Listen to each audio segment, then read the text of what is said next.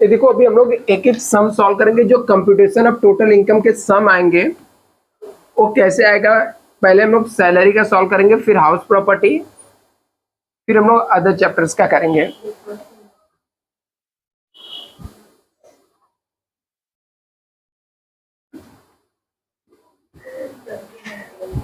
अभी यहाँ पे देखना बच्चा, आपको ये सम समझने के लिए सबसे पहले आपको सैलरी के बारे में कुछ बेसिक चीजें पता रहना चाहिए। तो हम लोग सिर्फ और सिर्फ एग्जाम ओरिएंटेड करेंगे। वैसे सैलरी तो एक तरीके से हम लोग बोलते हैं बहुत बड़ा कॉन्सेप्ट होता है, ठीक है। सैलरी जो चैप्टर होता है वो डिटेल में जाओगे तो बहुत कुछ रहता है, बट हम लोग ऐसा देखेंगे जो जैसे एग्जाम में सम आते हैं और एग्जाम के सम हम लोग सॉल्व कर सके, ठीक है। तो इस टाइप की मैं आपको यहाँ पर बताने वाला हूँ। अभी देखो सैलरी का मतलब क्या होता है, सिंपल सा सैलरी का मतलब क्या होता है। सैलरी का मतलब क्या होता है, अभी हम लोग जो चैप्टर पढ़ रहे हैं उस चैप्टर का नाम है इनकम फ्रॉम सैलरी। और आप लोग इसको ऐसे पढ़ सकते हो, हम लोग अभी सिर्फ सैलरी नहीं पढ़ेंगे, कंप्यूटेशन ऑफ टोटल इनकम पढ़ेंगे। मतलब जिसके अंदर आपका क्या रहेगा, salary plus income from other source,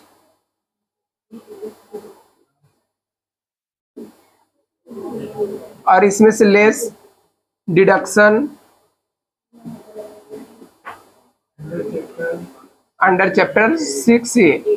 मतलब एक कंप्लीट जो सम आता ना उस टाइप के हम लोग अभी सम यहाँ पे करने वाले हैं। तो इसमें से एक या तो इस टाइप का सम आएगा, या तो हो सकता है इनकम फ्रॉम हाउस प्रॉपर्टी आ जाए, ठीक है। Income from house property plus income from salary, उसमें डिडक्शन कैसे भी आए बट अपने को सम समझा तो सम आ जाएगा, ठीक है। सब चैप्टर हम लोग सीखेंगे, अल्टीमेट हमारा एम रहना चाहिए कंप्लीट सम आना चाहिए। कैसे सम आएगा वो देखो यहाँ पर। अभी हम लोग को डिडक्शन अंडर चैप्टर हम लोग ने पूरा पढ़ लिया है, हम लोग को पता चल गया डिडक्शन क्या होता है। हम लोग ने इनकम फ्रॉम अदर सोर्स भी पढ़ लिया कि इनकम फ्रॉम अदर सोर्स के अंदर क्या क्या आइटम आते हैं। तो अभी हम लोग सबसे पहले सैलरी के बारे में यदि कुछ नहीं जानते हैं तो सैलरी के बारे में थोड़ा सा हम लोग जान लेते हैं। सैलरी होता क्या है, सैलरी के अंदर दो लोग होते हैं, एक एम्प्लॉयर होता है और एक कौन होता है, एम्प्लॉय होता है।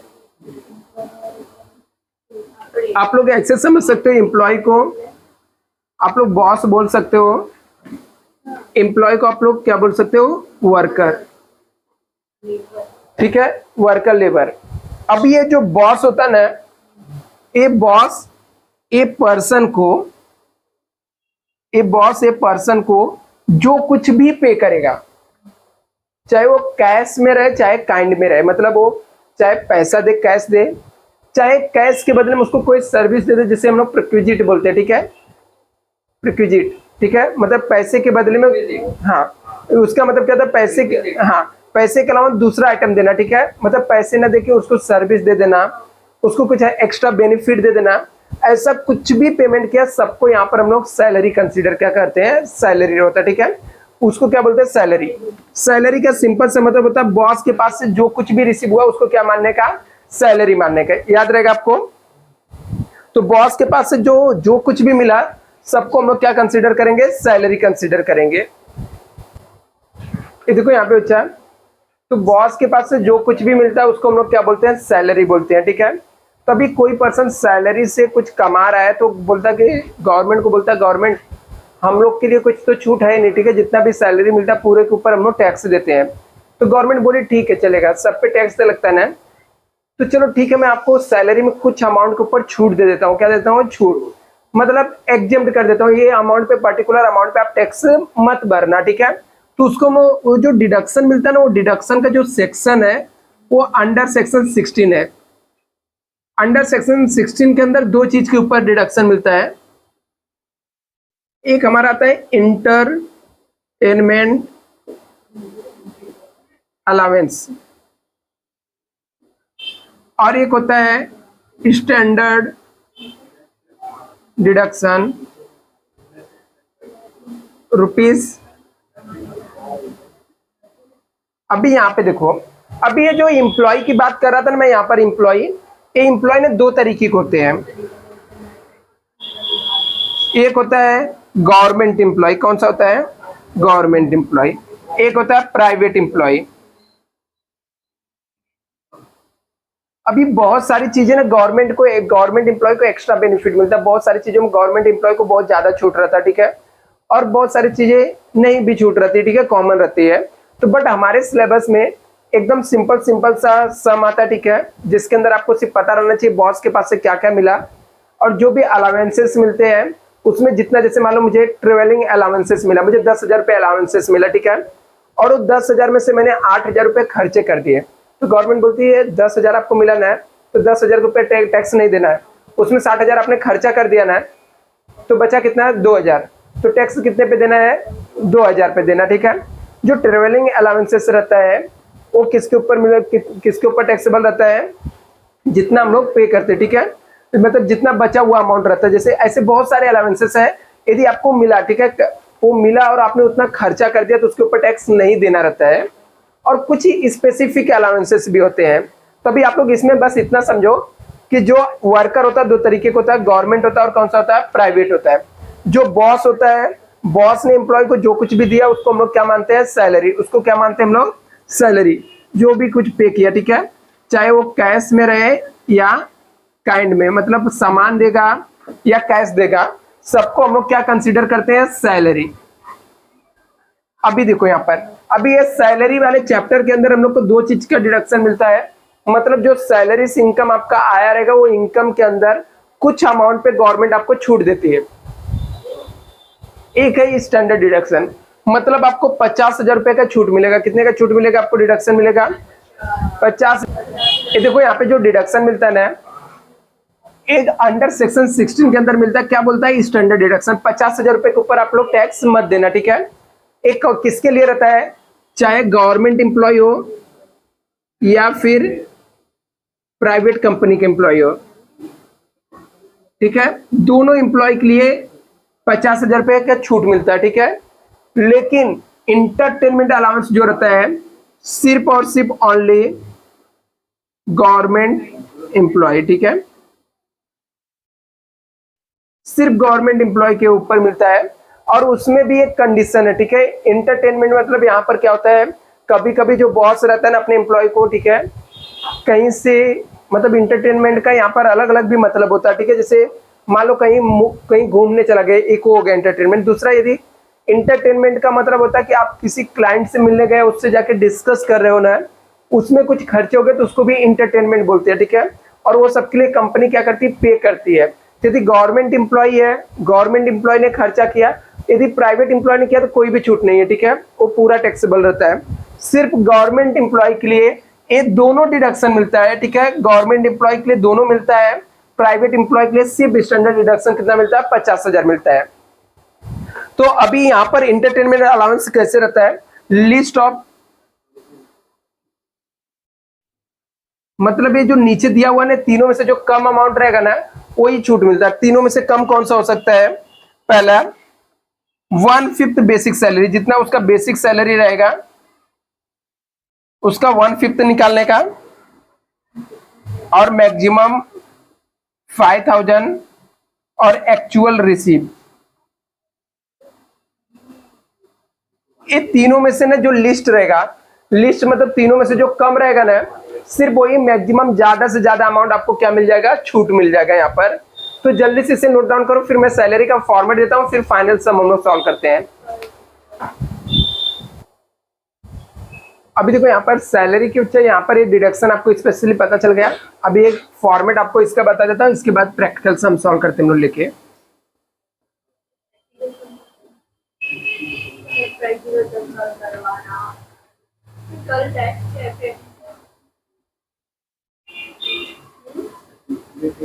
एक मिनट, अच्छा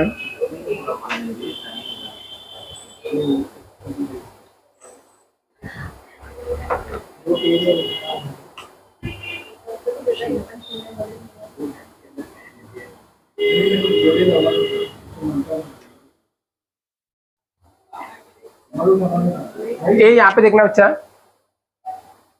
ये हम लोग का इनकम फ्रॉम सैलरी का फॉर्मेट है।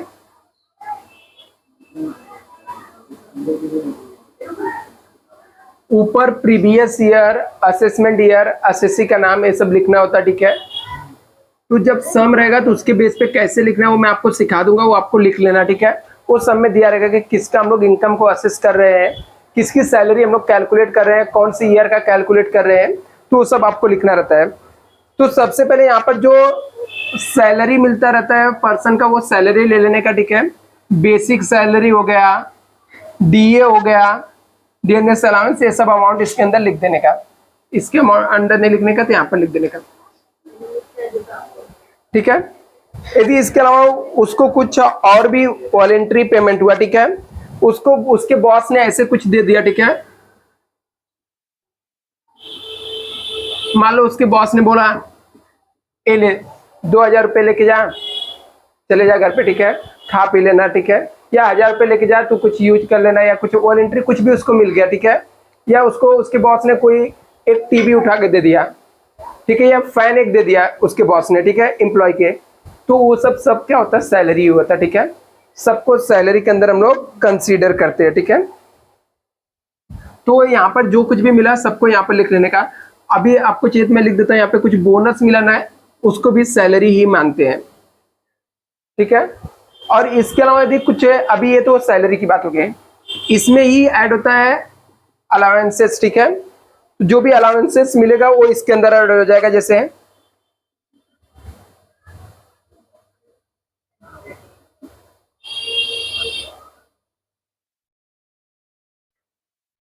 जिससे डीएनएस अलाउंस यहाँ पे मैं ऑलरेडी लिख दिया, ठीक है, वो आ जाएगा। इसके अलावा आपको कोई भी ट्रेवलिंग अलाउंसेस मिल गया, या आपको हाउस रेंट अलाउंस मिल गया, कोई भी अलाउंसेस रहेगा सब इसके अंदर ऐड हो जाता है। चलो एक दो मैं लिख भी देता हूँ यहाँ पर।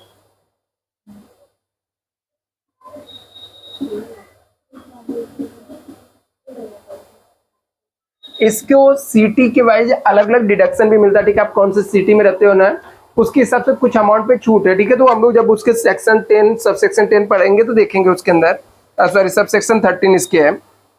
इसके अलावा आपको कोई एक्सपेंसेस मिला, एक्सपेंसेस अलाउंसेस, ठीक है, इसमें से लेस करने का एग्जेम्प्ट, जो भी अमाउंट एग्जेम्प्ट रहेगा, जैसे फॉर एग्जांपल आपको 10,000 मिला, उसमें से आपने 5,000 रुपए खर्चे कर दिए, वो माइनस करने का बचा हुआ अमाउंट यहाँ पे टैक्सेबल में लिख देने का।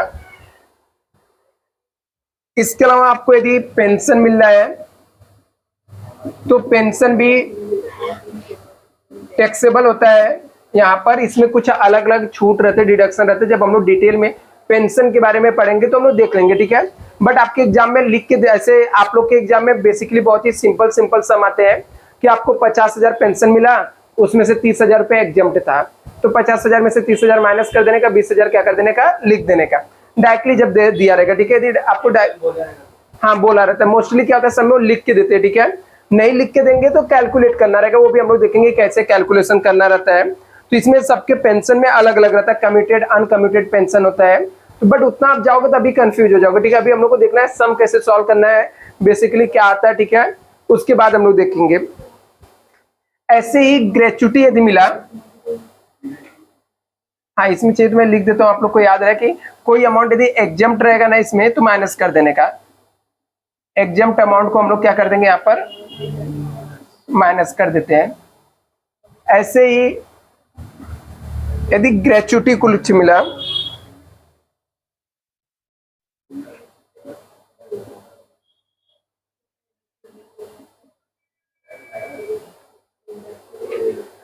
यदि ग्रेचुटी कुछ मिला तो सेम इसमें यदि कुछ एग्जम्प्ट रहेगा। ग्रेचुटी मीन्स क्या होता है, जब आप किसी कंपनी में 10 साल 15 साल 20 साल आपने जॉब किया, ठीक है, तो कुछ अमाउंट थोड़ा थोड़ा मिला के एक अमाउंट आपके पास रहता है, या तो हाँ बोलते हैं इसको एक तरीके से बोलते हैं मोटिवेट करने के लिए प्रोत्साहन मनी देते हैं, मतलब बोलो कि आपने इतने साल तक कंपनी में काम किया तो आप चलो ठीक है 5 लाख रुपए 6 लाख रुपए ऐसे ग्रेचुटी मिलता है।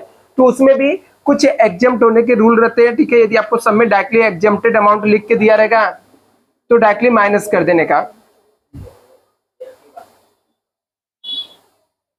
ऐसे यदि आपको प्रिक्विजिट मिला कुछ,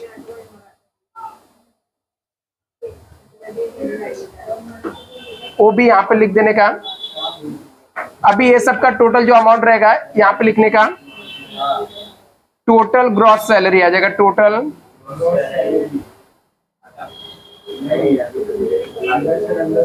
अभी सैलरी के सम के अंदर ये आपका इतना सैलरी से इनकम आ गया, ठीक है। अभी इसमें से लेस हो जाएगा, लेस डिडक्शन अंडर सेक्शन 16 अभी हम लोगों ने देखा था। तो यदि गवर्नमेंट एम्प्लॉय रहेगा तो इंटरटेनमेंट अलाउंस भी मिल जाएगा का डिडक्शन मिल जाएगा। यदि गवर्नमेंट एम्प्लॉय नहीं रहा तो सिर्फ स्टैंडर्ड डिडक्शन मिल जाएगा, कितना 50,000। ये अमाउंट सब में नहीं खोजने का कि कहां से अमाउंट आया, ठीक है, ये आपको याद रहना चाहिए, फिक्स अमाउंट है, ठीक है, इसको अलग से सब में लिख के नहीं दिया रहेगा 50,000, ठीक है, सब में कहीं पे लिखा नहीं रहेगा, आपको पता रहना चाहिए 50,000 रुपये डिडक्शन मिलता है। और ये अमाउंट को क्या करने का, यहाँ से माइनस कर देने का, नहीं 50,000 गवर्नमेंट प्राइवेट सबको मिलेगा, इसको बोलते हैं नेट टैक्सेबल सैलरी। हाँ वो 50,000 लिख देने का, 1 मार्क्स ऐसे मिल जाएगा, ठीक है। हाँ ये 50,000 फिक्स डिडक्शन वो हर एक सम में आएगा ही आएगा। हाँ वो उसको हर एक सम में वो माइनस करने का ही करने का, ठीक है, लेस डिडक्शन लिख के स्टैंडर्ड डिडक्शन माइनस कर देने का।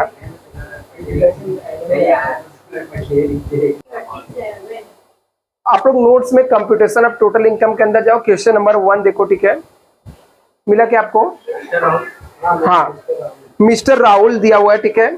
अभी देखो आपका कंप्यूटेशन ऑफ टोटल इनकम का इसी तरीके का सम आएगा और इस सम को कैसे सॉल्व करना है मैं आपको सॉल्व करके बताता हूँ, ठीक है। सैलरी के जो सम रहेंगे कंबाइंड सम आते हैं, ठीक है। तो साथ में देखो कैसे दिया है, लिखा मिस्टर राहुल उधर फिजिकली डिसेबल है टू द एक्सटेंड ऑफ 65%। अभी यहाँ पर ये डेटा इसलिए लिख के दिया है कि वो 65% डिसेबल है, जो मैंने लास्ट लेक्चर में आप लोगों को पढ़ाया था, ठीक है, जहां पर मैंने बताया था कि डिडक्शन मिलता है यदि वो जिसका हम लोग टैक्स निकाल रहे हैं, जिसका हम लोग टैक्स कैलकुलेट कर रहे हैं, वो खुद पर्सन यदि डिसेबल रहेगा तो उसको डिडक्शन मिलता है किसके अंदर, 80U के अंदर, 80U के अंदर मिलता है। कितना डिसेबल होना चाहिए, 40% से लेके 80% के बीच में है तो उसको 75,000 मिलता है, ठीक है, ऐसा मैंने कल आपको सिखाया था। तो यहाँ पर इसको आपको याद रख लेना कि पर्सन के डिसेबल के बारे में बोला, जब इसका हम लोग कंप्यूटेशन ऑफ टोटल इनकम निकालेंगे सैलरी का या सब निकालेंगे तो हाँ हैंडीकैप है तो मतलब उसको वहां पे माइनस कर देंगे 80U के अंदर लास्ट में। आगे लिखा work in the x limited private company, एक कंपनी में काम करता है जो प्राइवेट कंपनी है। From the following particulars of income provided for the previous year ended 31 मार्च 2024, ठीक है, आप लोग में डेट नोट्स में थोड़ा अलग दिया रहेगा, वहां पे अपडेट नहीं किया गया डेट, ठीक है।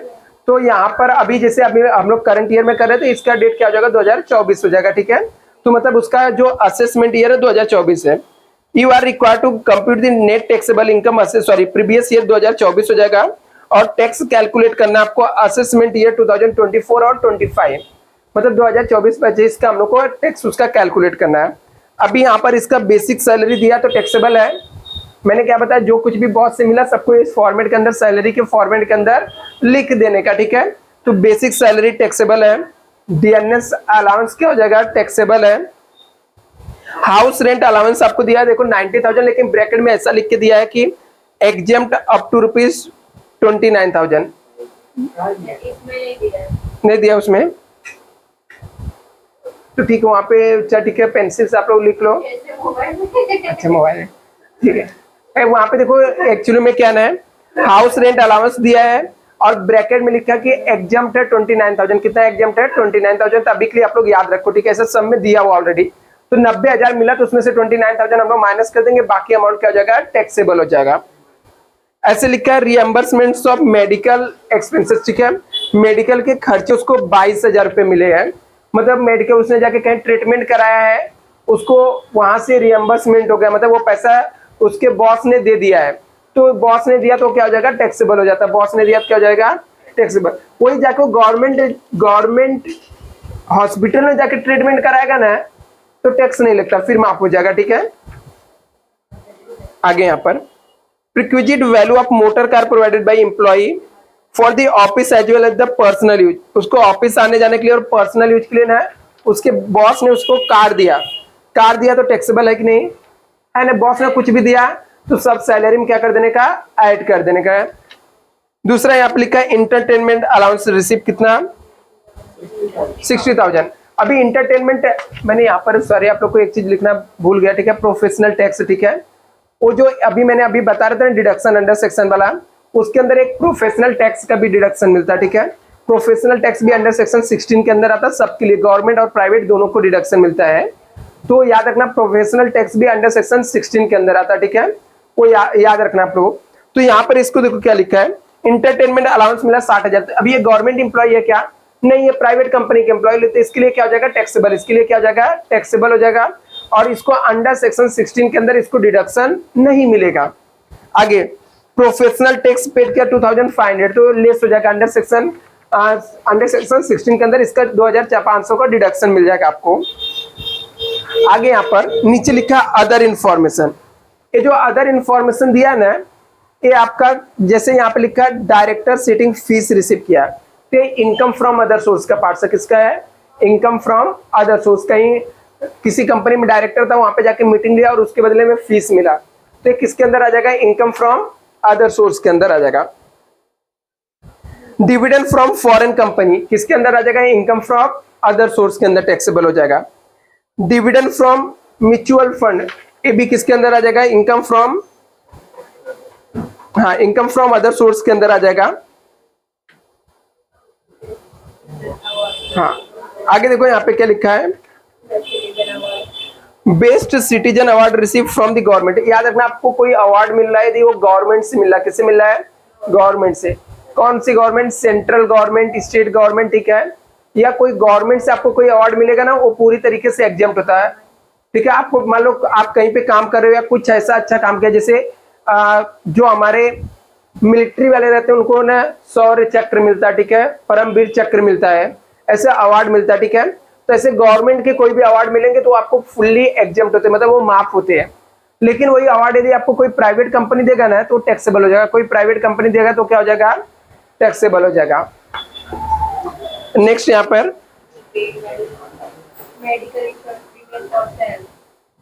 मेडिकल इंश्योरेंस प्रीमियम पेड किया सेल्फ के लिए, तो ये मैंने बताया था। यहाँ पे देखो अच्छा, यदि मेडिकल इंश्योरेंस प्रीमियम उसने पे किया तो मैंने बताया था मेडिकल इंश्योरेंस प्रीमियम किसके अंदर एग्जाम्प्ट मिलता है आपको, 80D के अंदर, ठीक है, 80D के अंदर। कल ही मैंने बताया था मेडिकल इंश्योरेंस प्रीमियम यदि उसने पे किया तो 80D के अंदर आपको क्या मिल जाएगा, हाँ एग्जाम्पशन मिल जाएगा। तो चलो अभी हम लोग इसको सॉल्व कर लेते हैं, बहुत सिंपल सा सम है, सिर्फ कुछ नहीं करना रहता, अमाउंट लिखने का और टोटल मारने का, समझ जाने का, सम सॉल्व हो गया। नहीं अभी देखो यहाँ पे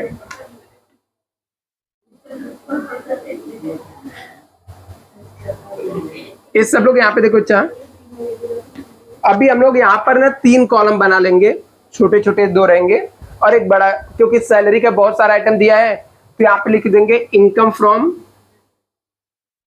सैलरी। ए असेसमेंट ईयर यहाँ पर आ जाएगा 24-25, प्रीवियस ईयर्स आ जाएगा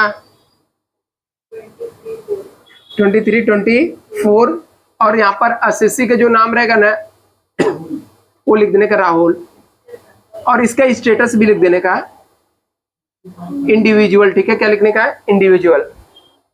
यहाँ पे देखो क्या लिखने का, एक सैलरी हम लोग यहाँ पर कैलकुलेट करेंगे, दूसरा कौन से हेड ऑफ इनकम दिया था हम लोग को, इनकम फ्रॉम अदर सोर्स दिया, क्या दिया, इनकम फ्रॉम, तो हम लोग ये income from other source calculate करेंगे, income from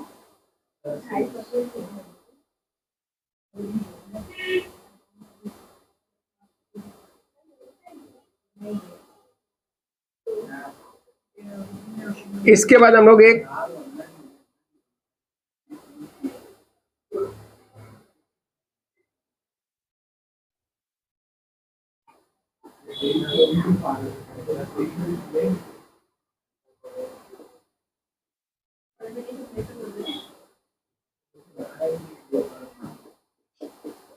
computation of total income आ जाएगा, जहां पर हम लोग टोटल इनकम निकालेंगे।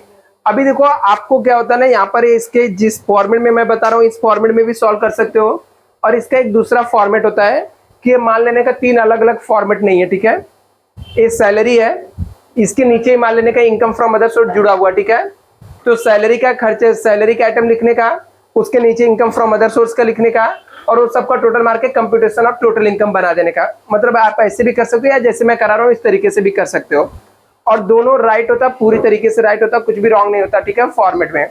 अभी हम लोग सैलरी का एक एक आइटम बोलो। देखो सैलरी में क्या क्या दिया था, बेसिक सैलरी दिया, कितना है, पर एनम का है 7 लाख लिख देने का। अगला आइटम क्या दिया है, डीएनएस अलाउंस दिया हुआ है, कितना है, रिलैक्स है। और बोलो नेक्स्ट, हाउस रेंट अलाउंस कितना है, हाँ कितना दिया, 90,000 दिया है। इसमें से लेस कर देने का, एग्जेम्प्ट जो अमाउंट आपको दिया रहेगा 29,000 दिया, तो 29,000 माइनस कर देने का, कितना जाएगा, 61,000 है। नेक्स्ट आइटम क्या है, हाँ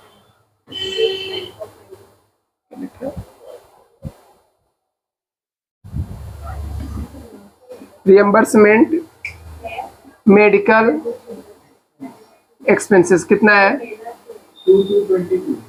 22,000 है। लेस करने का एग्जेम्प्ट, कुछ भी अमाउंट एग्जेम्प्ट नहीं रहेगा, नील हो जाएगा, ठीक है, क्योंकि उसको रियम्बर्स हो गया, सिर्फ उसने खर्चा किया रहता है तो छूट मिल जाती है, ठीक है, बट उसको डायरेक्टली भी लिख सकते हो, कोई दिक्कत नहीं, बट इसमें क्या कभी कभी डिडक्शन मिलता है ना, इसलिए उसको ऐसा लिखा हुआ है। नेक्स्ट क्या दिया हुआ है,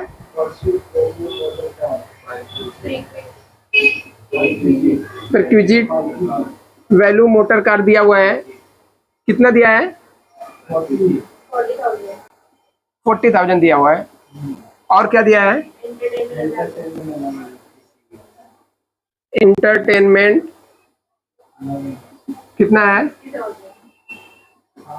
7,000। और क्या दिया है, बस इतना ही है,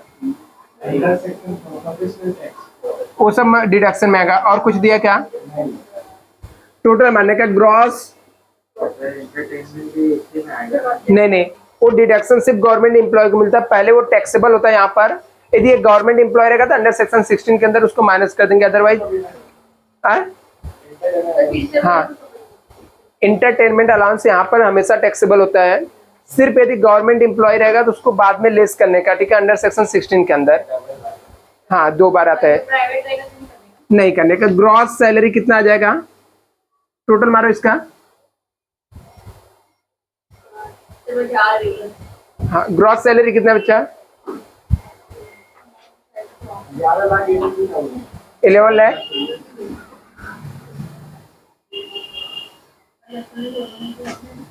11,83,000 आया। यहाँ पे देखो, 11,83,000 आया, इसमें से लेस करने का, लेस डिडक्शन अंडर सेक्शन 16 लिखने का, और इसमें से स्टैंडर्ड डिडक्शन दे देने का।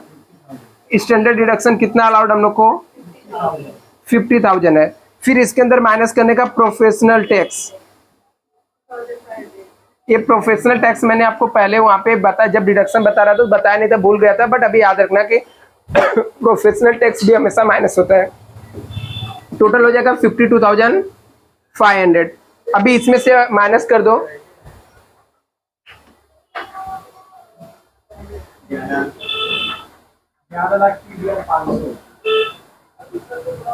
11,30,000। बोलो 5 मिनट में आता हूँ। नेट टैक्सेबल इनकम कितना आ गया, 11,30,500 आ गया। अभी देखो इनकम फ्रॉम अदर सोर्स के आइटम कौन कौन से दिए, देखो यहाँ पे क्या क्या दिया हुआ है। डायरेक्टर सीटिंग फीस दिया, तो यहाँ पे लिख देने का, डायरेक्टर सीटिंग फीस कितना है, 1 लाख रुपए टैक्सेबल होता है। Next, dividend from foreign company ना, कितना है, नेक्स्ट, डिविडेंड फ्रॉम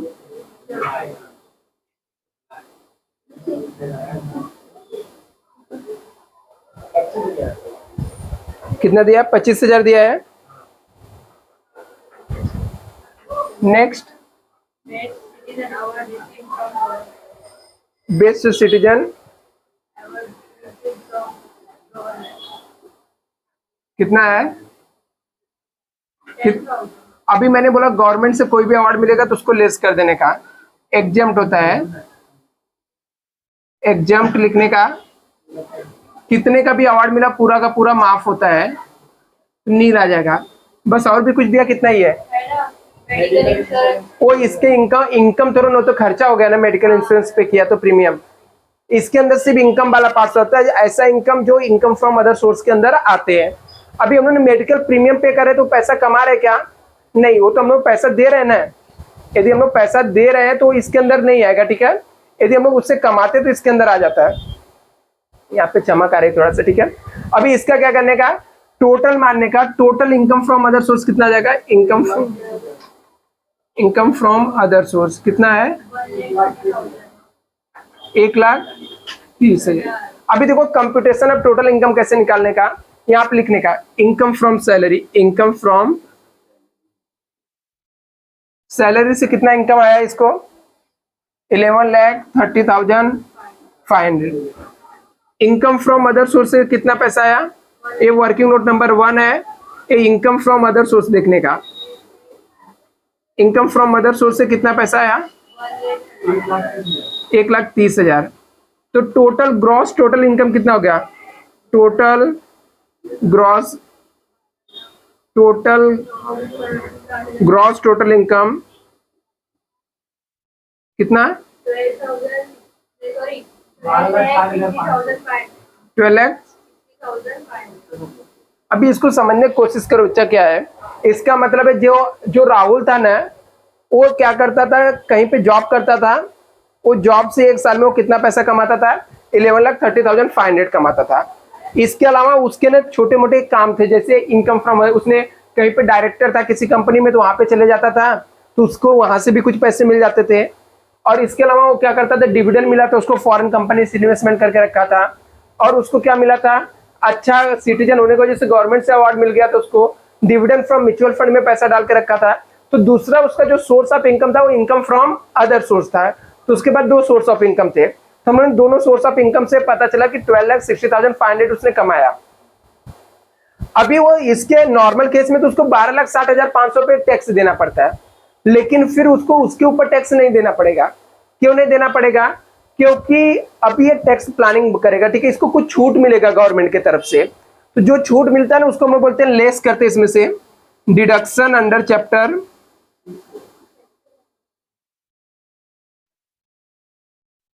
6A के अंदर मिलता है।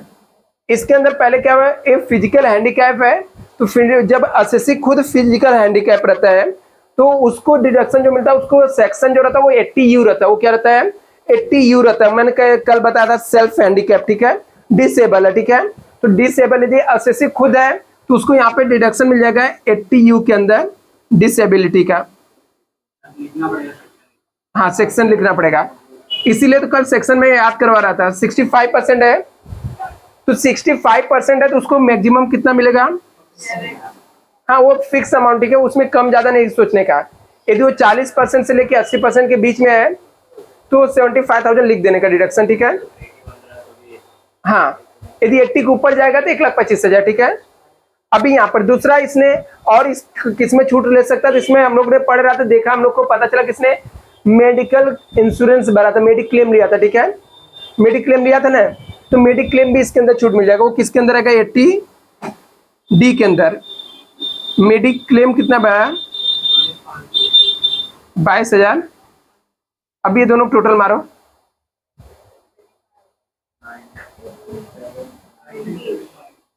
अभी आपको पता नहीं इसमें लिमिट है, 25,000 से ज्यादा अलाउड नहीं है, ठीक है।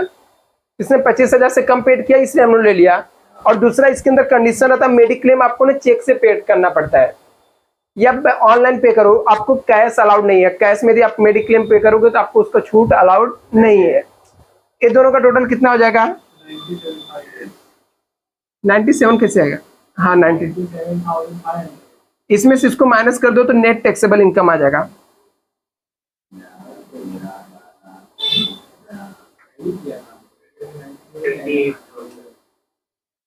कितना आ जाएगा?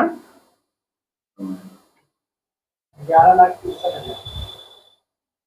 लाख ये आपका नेट टैक्सेबल इनकम आ जाएगा, फाइनल आंसर रहेगा। और एग्जाम में इस टाइप की कंबाइंड सम आते हैं आपको, जहां पर सैलरी के साथ इनकम फ्रॉम अदर सोर्स हो सकता है, सैलरी के साथ इनकम फ्रॉम अदर सोर्स हो सकता है, या इनकम फ्रॉम हाउस प्रॉपर्टी के साथ इनकम फ्रॉम अदर सोर्स आ जाएंगे, ठीक है। मतलब कंबाइन ही सम आता है हमेशा, कभी सिंगल सम नहीं आता मोस्टली, ठीक है। कभी आ गया तो आ गया, अदरवाइज आपको सिंगल सम नहीं आता है। तो अभी समझ जाओ ये हम लोग सीख गए ना, इसके हम लोग ऐसे सैलरी के 2-3 सम कर लेंगे, ऐसे इनकम फ्रॉम हाउस प्रॉपर्टी के, क्योंकि अभी सबके साथ में यही सब कंबाइन होने वाला है। तो सबसे आपका सब चैप्टर मान लो टैक्स के हो जाएंगे, ठीक है। फिर आपको अलग से क्या पढ़ना पड़ेगा, कैपिटल गेन अलग से पढ़ना पड़ेगा और रेसिडेंशियल स्टेटस वाला पढ़ना पड़ेगा, तो भी मैं आपको सिखा दूंगा। और वैसे एक बार मैंने कैपिटल गेन भी पढ़ाया हूँ, और इससे पहले मैंने वो स्कोप ऑफ टोटल इनकम भी पढ़ाया हूँ, जो इंडिया से अर्न किया इनकम, तो तीनों में आएगा, ठीक है। बट मैं वापस से सब चीजें कवर करने वाला हूँ, आप लोग इसे जल्दी से कॉपी कर लो।